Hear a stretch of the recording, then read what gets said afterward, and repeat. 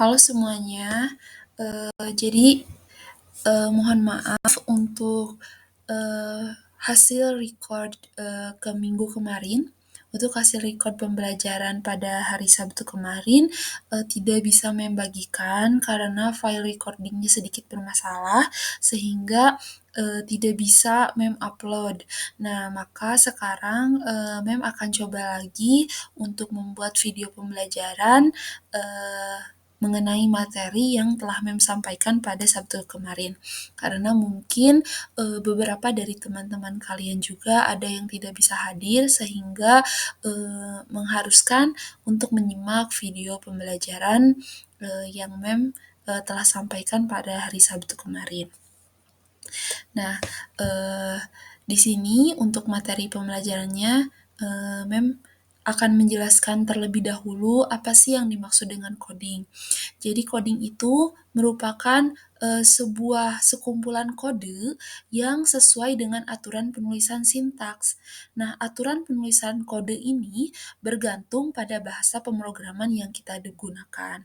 Jadi bahasa pemrograman itu banyak jenisnya, seperti halnya, bahasa yang kita gunakan, untuk berkomunikasi untuk sesama manusia. Bahasa, yang kita gunakan untuk saat ini, kan banyak jenisnya ya, bergantung dengan, kita berkomunikasi dengan siapa. Misalnya kalau kita, berkomunikasi dengan orang, Jawa misalkan ya, berarti kita bisa berkomunikasi dengan menggunakan bahasa Jawa atau bisa menggunakan bahasa Indonesia, agar, terjadi sebuah komunikasi antar individu. Nah, atau misalkan kita ingin berkomunikasi dengan orang Jepang, berarti kemungkinan kita bisa menggunakan bahasa internasional, bahasa Inggris, atau menggunakan bahasa Jepang yang bisa dimengerti oleh kedua belah pihak, sehingga komunikasi di antara keduanya bisa jalan. Nah, seperti halnya ketika kita ingin berkomunikasi dengan komputer, maka kita harus menggunakan bahasa yang dimengerti oleh komputer dan sesuai dengan, eee jenis-jenis bahasa pemrograman ini juga sesuai dengan penggunaannya. Kalau kita ingin meminta, komputer atau misalkan kita ingin berkomunikasi dengan komputer untuk menyelesaikan data sains atau data matematik, biasanya kita menggunakan bahasa Python, terus ada bahasa Pascal, ada bahasa, MATLAB. Nah, itu tergantung makanya, jenis-jenis bahasa pemrograman ini bergantung pada penggunaannya. Nah, jika kita ingin membuat sebuah website, maka yang harus dipelajari agar kita bisa berkomunikasi dengan komputer, yaitu adalah bahasa HTML. Nah, bahasa HTML ini atau bahasa HTML ini adalah bahasa dasar pemrograman yang bisa kita gunakan untuk membuat sebuah website, ya. Dan selain itu, selain bahasa HTML ini, kita juga, harus mempelajari bahasa CSS serta Java. Nah, untuk kedepannya di pembelajaran coding ini kita akan belajar, mengenai bahasa HTML ini atau Hypertext Markup Language. Nah, bahasa HTML ini merupakan bahasa dasar yang dimana bahasa dasar untuk membuat sebuah halaman website. Jadi, bahasa HTML ini merupakan, bahasa yang di dalamnya itu terdiri dari sekumpulan tag, yang mana tag-tag itu akan mengoperasikan ketika kita misalkan ingin membuat struktur halaman website yang berisi judul, paragraf, dan, bagian penutup misalnya ya.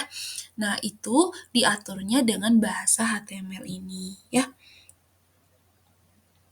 Jadi pada intinya, kita ingin memberitahu browser bagaimana sebuah teks itu akan ditampilkan, bagaimana sebuah judul itu akan ditampilkan, yaitu menggunakan bahasa tag-tag yang ada di HTML ini. Nah, ini ada Bapak Tim Berners-Lee yang merupakan pencipta atau pengembang pertama bahasa HTML. Ia juga merupakan, pengembang, Pertama, HTTP protokol, W3, terus web browser, web server, dan web page. Nah, bahasa pemrograman HTML yang telah kita buat ya bisa ditampilkan di browser, yakni bisa di Mozilla, bisa di Opera, bisa di Internet Explorer, terus bisa di Google Chrome. Nah, biasanya menggunakan Google Chrome. Karena apa? Karena biasanya Google Chrome yang paling update mengenai bahasa HTML gitu ya. Nah, mungkin untuk kedepannya juga kita akan belajar 3 bahasa ini. Dan untuk sekarang kita belajar HTML dan CSS dulu gitu ya. Nah, ketiga bahasa ini merupakan bahasa yang dasar yang biasa digunakan untuk membuat sebuah halaman website. Jadi perbedaannya seperti ini. Untuk HTML, bahasa HTML ini merupakan struktur dasarnya. Jadi kalau misalkan kita ingin menyajikan konten sebuah website yang berisi judul, paragraf, terus bagian penutup. Nah, ini menggunakan tag-tag dari HTML. Jadi struktur dasarnya, misalkan kalau di manusia itu, dia itu badannya. Jadi ada bagian kepalanya, ada bagian badannya, ada bagian kakinya, itu diatur dengan HTML. Nah, untuk CSS, CSS ini adalah bahasa untuk mendekorasi websitenya. Jadi agar website itu lebih menarik, misalnya tombolnya diberikan warna, atau diberikan opacity, atau diberikan box atau apa. Nah, itu menggunakan CSS. Jadi yang menghiasi kalau pada manusia, misalkan kan di dalam HTML itu ada struktur tubuhnya. Nah, CSS ini untuk menghiasi tubuhnya, misalkan menggunakan baju, menggunakan dasi, dan lain sebagainya. Nah, sedangkan JavaScript ini adalah otaknya. Jadi kalau misalkan kita ingin membuat sebuah website yang lebih interaktif, di mana ada slideshow-nya dan lain sebagainya, itu menggunakan bahasa JavaScript ini. Kalau misalkan diibaratkan kepada manusia, JavaScript ini adalah otaknya. Jadi bagaimana si struktur body ini dapat bergerak karena ada otaknya ini, yakni si bahasa JavaScript ini. Nah, ini adalah contoh perkembangan website, mulai dari mungkin waktu itu website Amazon hanya seperti ini tampilannya, karena pada saat itu mungkin belum ada bahasa CSS yang dikembangkan, sehingga strukturnya itu masih hanya menggunakan bahasa pemrograman HTML. Nah, semakin perkembangan zaman ya, semakin teknologi lebih maju, nah di sini mungkin sudah masuk bahasa CSS-nya, tetapi belum lebih interaktif. Nah, sedangkan saat ini website Amazon sudah seperti ini, di mana ada slideshow-nya dan lain sebagainya. Mungkin di sini kan sudah ada bahasa pemrograman HTML-nya, CSS-nya, begitupun juga tentunya JavaScript juga sudah masuk mungkin di sini ya, sehingga ada slideshow dan lain sebagainya. Maka websitenya akan lebih interaktif. Nah, di sini juga salah satu contoh perkembangan website. Di sini ada Facebook yang paling kita kenal gitu ya. Zaman dahulu halaman Facebook hanya seperti ini tampilannya. Semakin perkembangan bahasa pemrograman semakin berkembang, halaman website Facebook juga semakin berkembang. Nah, mungkin saat ini sudah seperti ini ya, di mana di dalamnya sudah ada CSS, HTML, serta JavaScript. Nah, sekarang mari kita coba kenali tampilan yang menggunakan tag HTML dan tampilan yang tidak menggunakan tag-tag dari HTML. Jadi, coba kita pahami terlebih dahulu kenapa kita harus menggunakan tag HTML dan kenapa ya, ketika kita ingin membuat struktur website itu harus menggunakan tag dari HTML atau harus menggunakan bahasa pemrograman HTML. Kenapa sih nggak langsung gitu ya? Nah, maka kita akan coba terlebih dahulu ya.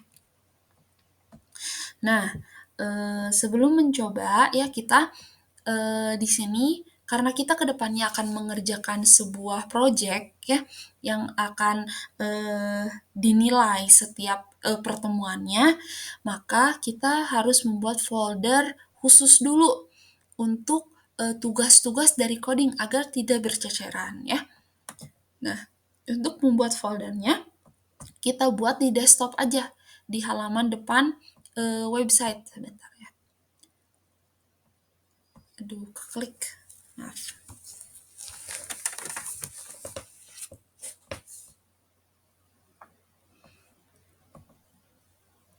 Nah, di sini di desktop paling depan, kita coba membuat folder.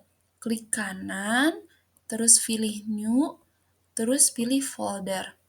Di sini misalkan kita kasih nama HTML Saskia.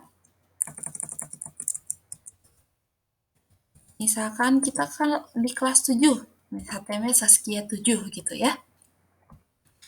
Nah, di dalamnya kita coba buat lagi untuk latihan hari ini, kita buat folder latihan 1.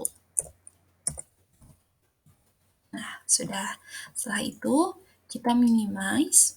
Nah, jadi untuk kedepannya kita akan menggunakan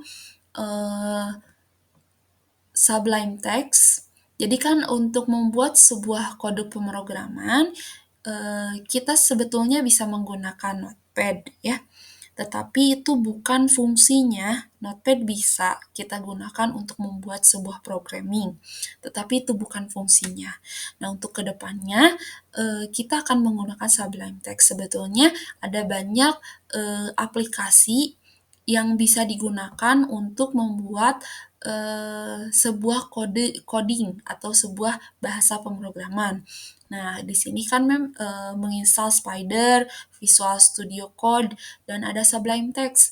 Nah, agar kita sama dengan kakak kelas kalian ya, sebelumnya kita menggunakan Sublime Text. Karena apa?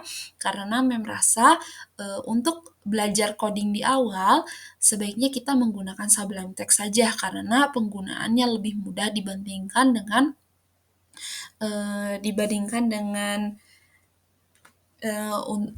aplikasi lain gitu ya. Nah, di sini karena kita teman-teman lain belum menginstal untuk text editor ini, maka kita sekarang menggunakan Notepad saja. Kalau misalkan bagi yang belum mencari Notepad ya, belum ketemu Notepad-nya, maka bisa dicari di sini. Nah, di sini kita search aja Note, langsung klik saja ya.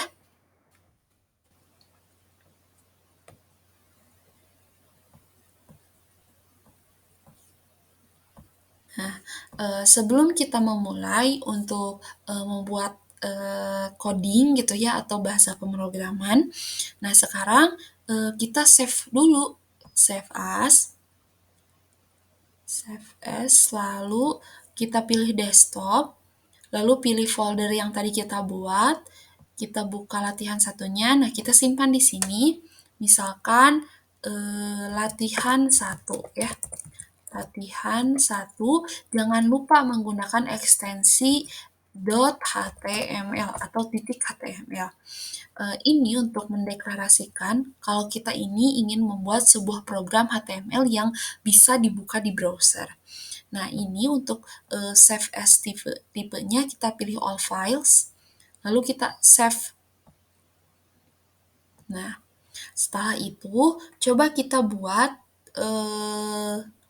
tulisan yang akan kita tampilkan di browser tanpa menggunakan tag-tag dari HTML.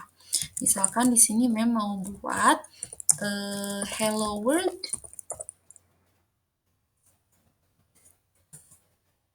terus SMP, mau membuat judul 1 hello world, lalu judul 2-nya SMP Bestari Utami.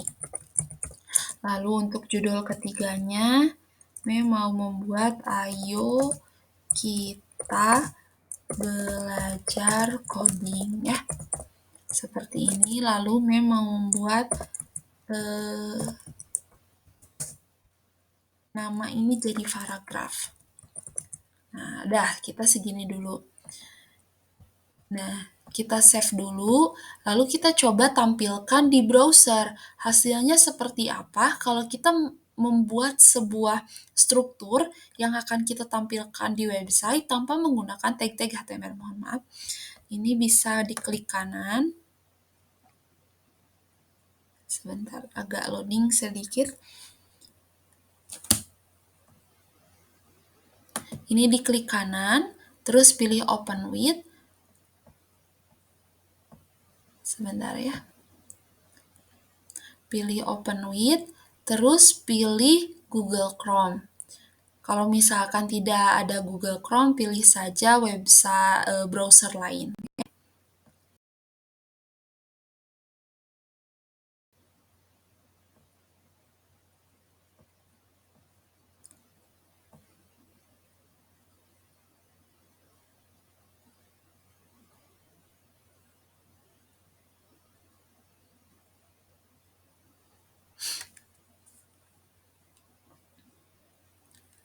Nah, maka yang akan ditampilkan seperti ini, di mana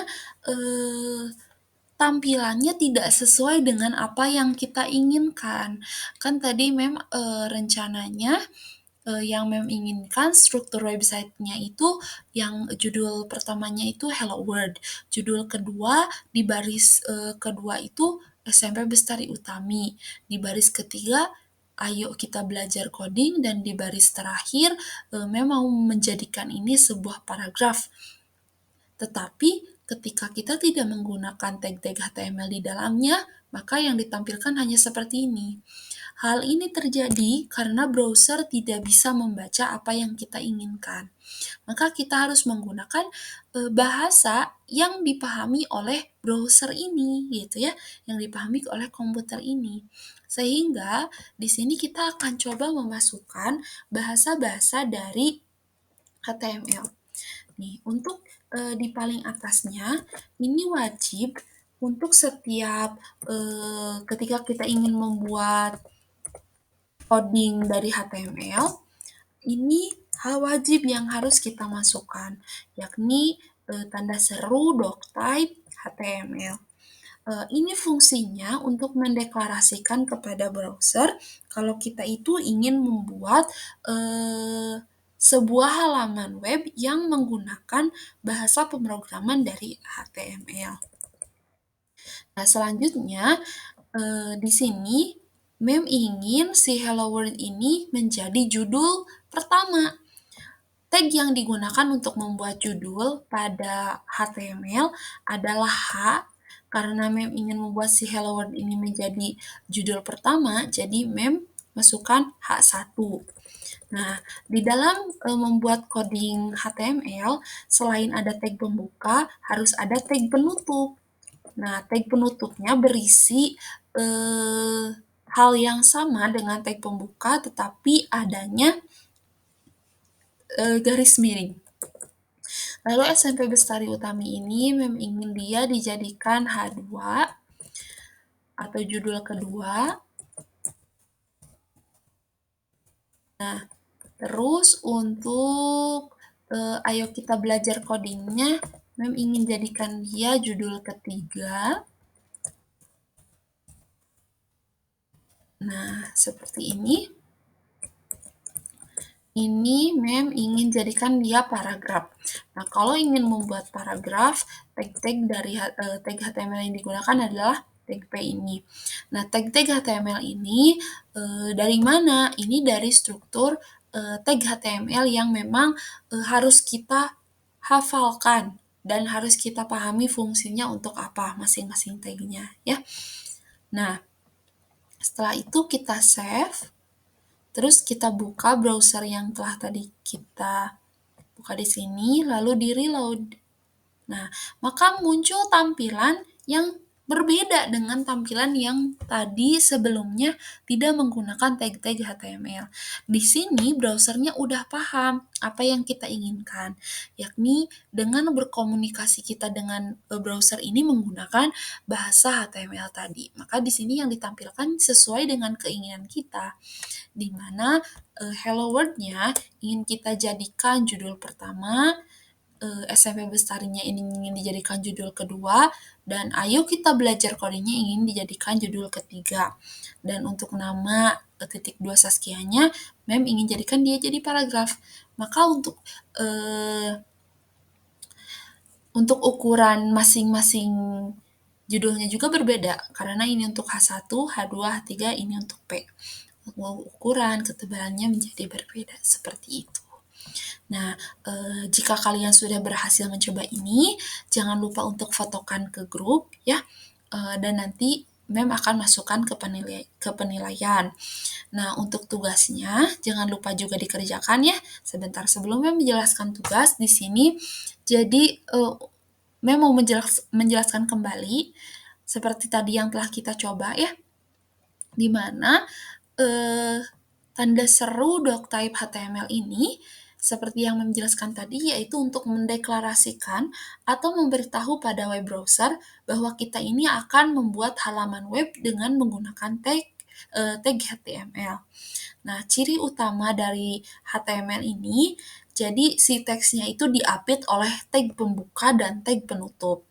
Seperti misalkan yang tadi yang Mem contohkan, H1, di sini teksnya mau kita isikan apa, terus dikasih tag penutup. Ini H2 adalah judul juga untuk judul kedua, dan ini untuk tag P atau tag paragraf. Nah, ini contoh coding HTML yang telah Mem tadi contohkan ya. Nah, sekarang untuk tugasnya, buat tampilan halaman web dan coding HTML untuk tampilan seperti di bawah ini. Jadi, buat kalian buat website sederhana kalian yang berisi biodata kalian menggunakan tag-tag HTML yang tadi Mem ajarkan, meskipun sedikit ya. Di sini ada H1, H2, dan P.